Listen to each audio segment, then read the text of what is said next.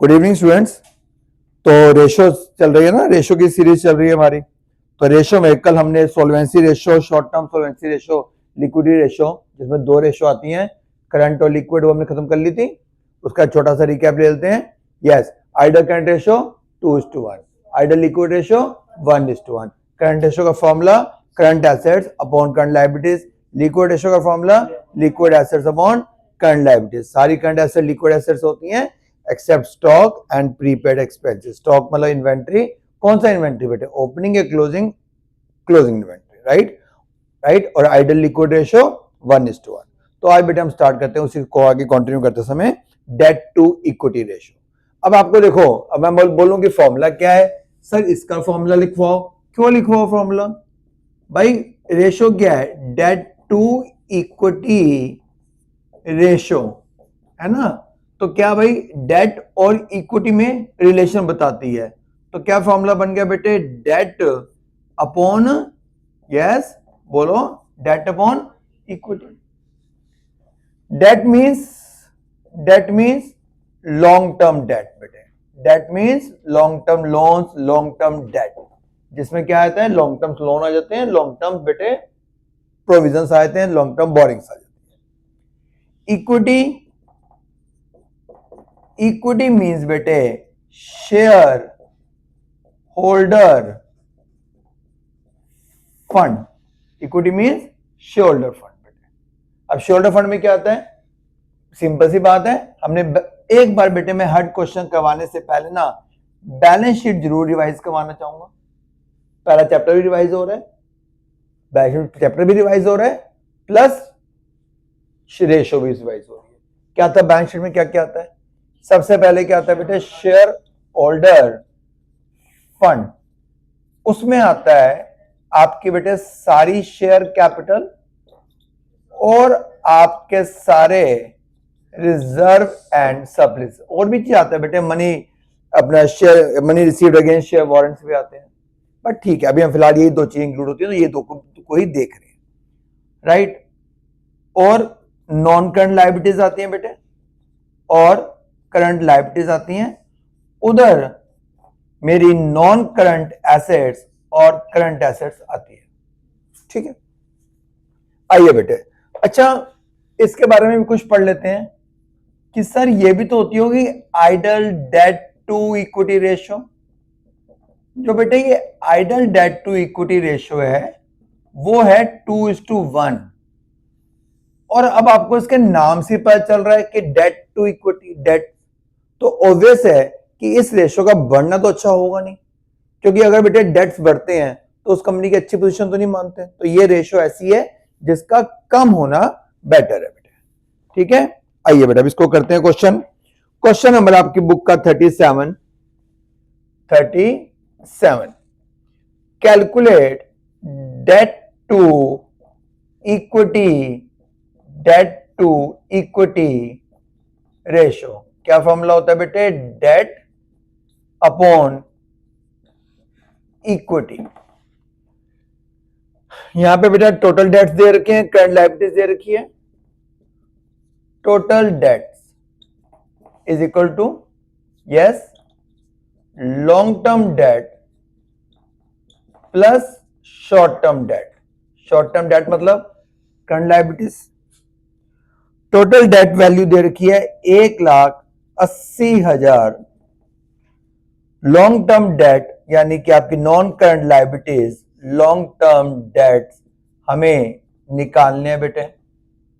और जो मेरी करंट लायबिलिटीज है वो है 20,000। तो ये मैंने कैलकुलेशन करी, तो हाँ ठीक बोल रही हो, बोलती जाओ बेटे।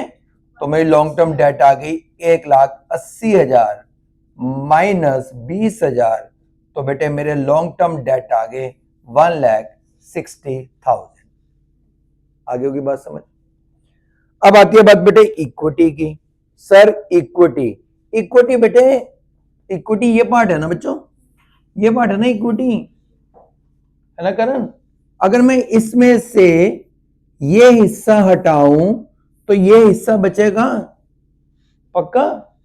इसमें से ये पार्ट हटा, भाई this plus this is equal to this है ना। अगर मैं इसमें से ये हटाऊं तो ये बचेगा। तो क्या फॉर्मूला बना डेट का, सॉरी इक्विटी का, इक्विटी का फॉर्मूला क्या बना, हाँ अब आई बात समझ, total assets minus total debt, total assets minus total date.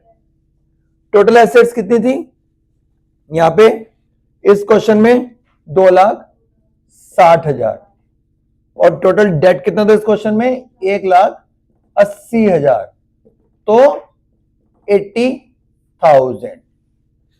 तो मेरे डेट्स आ रखे हैं बेटे 1,60,000, इक्विटी आ रखी है 80,000, मेरी रेशो हो गई, बस खत्म। क्लियर। क्वेश्चन नंबर 38, राइट, समझ आ गया, रब करते हैं। तो ये था बेटे क्वेश्चन नंबर 37। 38 फॉर्मूला मैं रब नहीं करूंगा, फॉर्मूला इस सब लिखा है वो लिखा रहने दूंगा, ठीक है, और उसी फॉर्मूले को हम ध्यान में रखते हुए, उसी कंसेप्ट को ध्यान में रखते हुए आगे क्वेश्चन सॉल्व कर रहे हैं। 37 किया था जी, अब आ जाओ 38 पर। Question number 38, equity share capital reserve and surplus accumulated profits debentures current liabilities calculate debt to equity ratio। फॉर्मूला बेटे debt upon equity. Debt means long term loan, वो बेटे यहां पे दे रखे हैं 10% डिबेंचर्स, तो मेरे जो डेट्स हैं वो क्या है 10% डिबेंचर्स और उसका अमाउंट है 1,30,000। इक्विटी में आएगा बेटे शेयर कैपिटल। इक्विटी में क्या क्या आएगा करण, एक तो बेटे आपकी शेयर कैपिटल आ जाएगी, एक आपके जनरल रिजर्व्स आ जाएंगे बेटे, यस, अनडिस्ट्रीब्यूटेड प्रॉफिट्स आ जाएगा, और कुछ नहीं है बेटे। लो हाँ भाई, अगर मैं लॉन्ग टर्म लोन प्लस कर देता फिर तो कैपिटल एम्प्लॉयड बन जाता, पर मुझे कैपिटल एम्प्लॉयड होना चाहिए। जनरल रिजर्व आ गए, और यहां पे हमने क्या लिखना बेटे, अनडिस्ट्रीब्यूटेड प्रॉफिट्स, वही बेटे accumulated profits. Equity share capital का अमाउंट है 5 लाख, जनरल रिजर्व का अमाउंट है 90,000 और अनडिस्ट्रीब्यूटेड प्रॉफिट्स हैं 50,000, तो 5,90,000 प्लस 50 6,40,000। तो इसी को बेटे अब आगे सॉल्व कर देते हैं। डेट इक्विटी रेशियो, डेट्स मेरे कितने आए थे 1,30,000 और मेरी इक्विटी कितनी आई थी बेटे 6,40,000, 13:64, और इससे जब बेटे हम सॉल्व करते हैं तो ये आ रहा है 0.203:1, राइट जी, बात समझ आ गई बेटे, ठीक है। डेट्स डिबेंचर्स गिवन था, इक्विटी में क्या गया, इक्विटी शेयर कैपिटल आ गई, आपके रिजर्व्स आ गए, ठीक है, राइट, कोई डाउट नहीं। चलो 37 भी हो गया, 38 भी हो गया। क्वेश्चंस का वो इधर लिखा हुआ है सब कुछ, बस फॉर्मूला लिखा हुआ इधर, और इस साइड पे सिर्फ उनके आंसर्स। क्वेश्चन नंबर ये कौन सा था बेटे 38 था। देन बेटे अब आगे question number 39। Question number 39, debt to equity ratio, yes, debt upon equity. बेटे डेट में यहां पे 10% डिबेंचर्स, पहले मैं लिख देता हूं डेट में मैं क्या क्या इंक्लूड कर रहा हूं। एक तो मैं डेट में इंक्लूड कर रहा हूं 10% डिबेंचर्स, 10% डिबेंचर्स जिसकी वैल्यू है 1.5 लाख रुपया। और इक्विटी में क्या क्या मैं इंक्लूड कर रहा हूं, इक्विटी में इंक्लूड कर रहा हूं बेटे मैं इक्विटी शेयर कैपिटल इक्विटी में इंक्लूड कर रहा हूं मैं equity share capital, preference share capital. Equity में क्या क्या इंक्लूड कर लिया बेटे मैंने, equity share capital, preference share capital, general reserve, और क्या इंक्लूड किया बेटे मैंने, जनरल रिजर्व, P&L, ये सब बेटे मैंने इंक्लूड किया। इक्विटी शेयर कैपिटल है 2 lakh plus preference share capital है 1 लाख रुपया बेटे, प्लस जनरल रिजर्व है 90,000 प्लस P&L है 40,000। ठीक है, तो 3 लाख, 3 लाख 90, 4 लाख 40 ना, है ना करण, 1 lakh 50, sorry 1,50,000 upon 4 lakh 40, solve किया बेटे 0.35। एनी डाउट, समझ आ गया? डेट में डिबेंचर्स लिया, इक्विटी में शेयर कैपिटल लिया, इक्विटी शेयर कैपिटल लिया, प्रेफरेंस भी लिया। मतलब इस क्वेश्चन में मैंने ये बताने, पिछले क्वेश्चन में खाली इक्विटी दे रखा था, तो ये मत समझना कि ई फॉर इक्विटी तो इक्विटी वाले ही आएंगे, इक्विटी वाले भी आएंगे और प्रेफरेंस भी आएंगे। राइट बेटे, इक्विटी में शेयर होल्डर फंड होता है, शेयर होल्डर फंड में इक्विटी शेयर कैपिटल भी आती है और प्रेफरेंस शेयर कैपिटल भी आती है। चलो, इस क्वेश्चन का मतलब यही था समझाने का। क्वेश्चन नंबर 40, ये कौन सा 39 था? 40।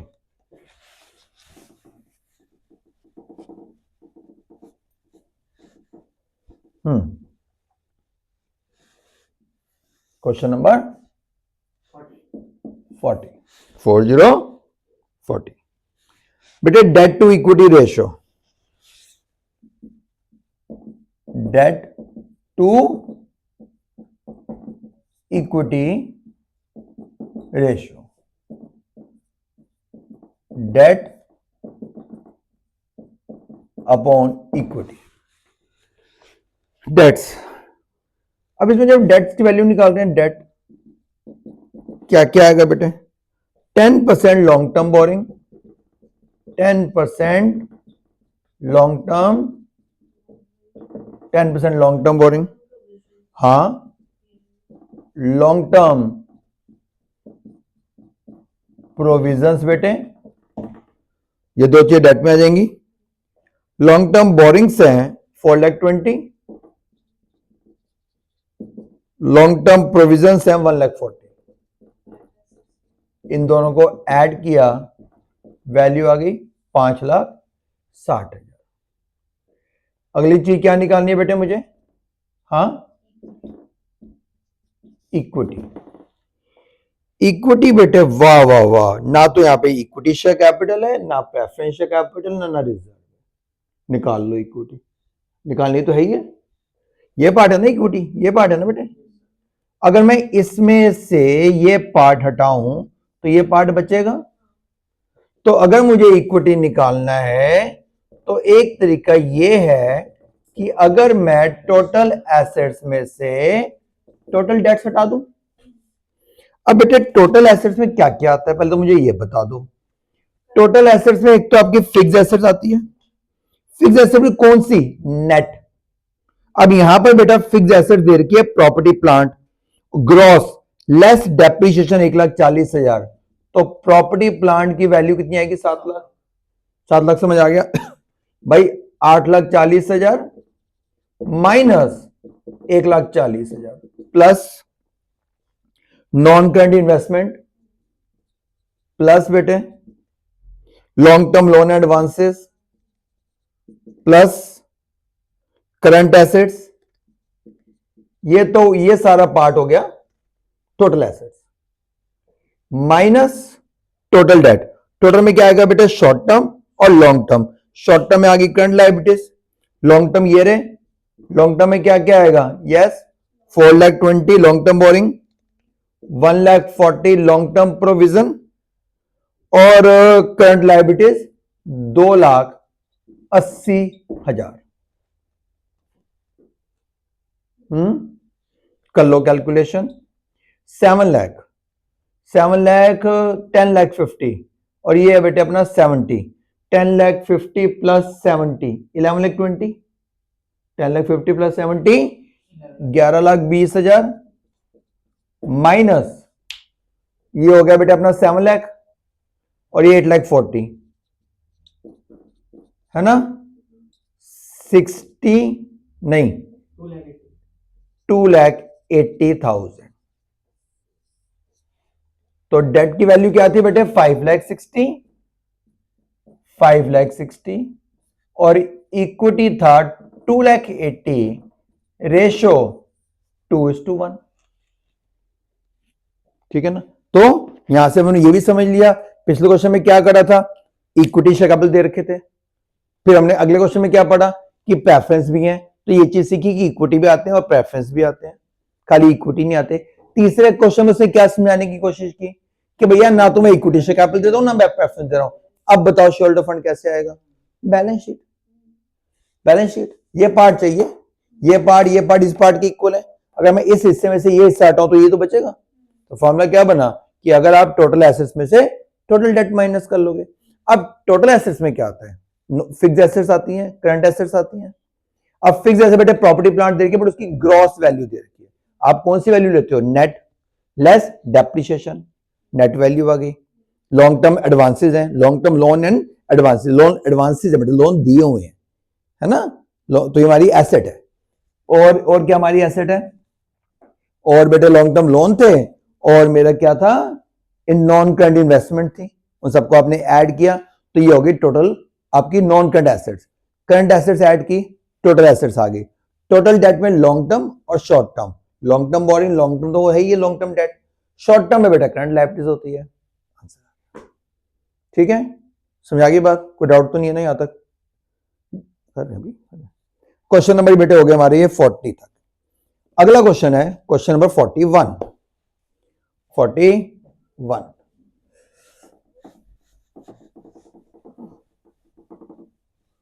है ना, 4+1 कितना, ना 4+1 5 बेटे 4+1 41। चलो क्वेश्चन नंबर 41 में, अच्छा जी, आपसे बेटे उसने बोला कि calculate debt to equity ratio, formula है बेटे डेट अपॉन इक्विटी, हाँ डेट, टोटल डेट्स बेटे, total debt, long term debt, total debt में क्या आता है बेटे, long term debt plus short term debt, short term debt मतलब करंट लायबिलिटीज। अब बेटा टोटल डेट है 6 लाख, लॉन्ग टर्म डेट है आपके पता नहीं, लॉन्ग टर्म डेट मुझे नहीं पता, क्वेश्चन से बातें करा करो, लॉन्ग टर्म डेट क्या नहीं पता, ठीक है नहीं पता, चल आगे चलते हैं। और करंट लायबिलिटीज, करंट लायबिलिटीज पता है 2 लाख, जो चीज गिवन है बेटा उसको मतलब क्वेश्चन को देखते नहीं रहते, करने बैठे हो अपने आप सॉल्यूशन आता जाता है। तो मेरे जो लॉन्ग टर्म डेट्स आ गए वो आ गए बेटे 6 lakh minus 2 lakh, long term debt आ गए 4 लाख रुपए, लॉन्ग टर्म डेट्स आ गए। अब चाहिए मुझे इक्विटी। अब बेटे इक्विटी जो होता है ना, ये कैपिटल एम्प्लॉयड क्या होता है, जब आप इक्विटी में लॉन्ग टर्म लोन प्लस कर देते हो। भाई अगर मैं आपसे पूछूं, अभी तो कल तो पढ़ाया था कि कैपिटल एम्प्लॉयड क्या होता है, अब आप बोलोगे सर जब आप अपने शेयर होल्डर फंड में यानी कि अपनी इक्विटी में अपनी नॉन करंट लायबिलिटीज ऐड कर देते हो, तो भैया मोटे मोटे तौर पे मैं यही बोलूं कि शेयर होल्डर फंड में और कैपिटल एम्प्लॉयड में फर्क जो है वो सिर्फ और सिर्फ लॉन्ग टर्म लोन का है। लॉन्ग टर्म लोन जुड़े तो capital employed, long term loan हटे तो शेयर होल्डर फंड, तो मुझे शेयर होल्डर फंड निकालना है। तो कैपिटल एम्प्लॉयड बेटा दे रखा है 6 लाख, और इक्विटी यानी कि मुझे शेयर होल्डर फंड मतलब मेरी इक्विटी और मेरी नॉन करंट लायबिलिटीज हैं, नॉन करंट लायबिलिटीज हैं इस क्वेश्चन में, ये नहीं ना निकाली तो थी ऊपर 4 लाख, निकाली तो ही है बेटे 4 लाख, तो इक्विटी की वैल्यू आ गई 2 लाख, तो मेरे लॉन्ग टर्म डेट है 4 लाख और मेरी इक्विटी है 2 लाख, रेशियो आ गई 2:1, दैट्स ऑल। तो ये था बेटे क्वेश्चन नंबर आपका 41। जो बेटे 42 है सेम इसी कंसेप्ट पर आधारित है, कर लेना अपने आप। 3 भी बेटा सेम यही है, 42 और 43 सेम यही कंसेप्ट है। उसमें भी आपको डेट्स दे रखे हैं, टोटल एसेट दे रखी है, कैपिटल एम्प्लॉयड दे रखा है, ठीक है, और ये शेयर होल्डर फंड है, कैपिटल एम्प्लॉयड है, तो दोनों क्वेश्चन आराम से हो जाएंगे। तो हमारे क्वेश्चन नंबर 43 तक हमने खत्म कर लिए। तो आज हमने जो क्वेश्चन किए वो कहां से किए थे बेटे, डेट इक्विटी रेशियो स्टार्ट किया था 37 to 43, राइट। बाय बेटा।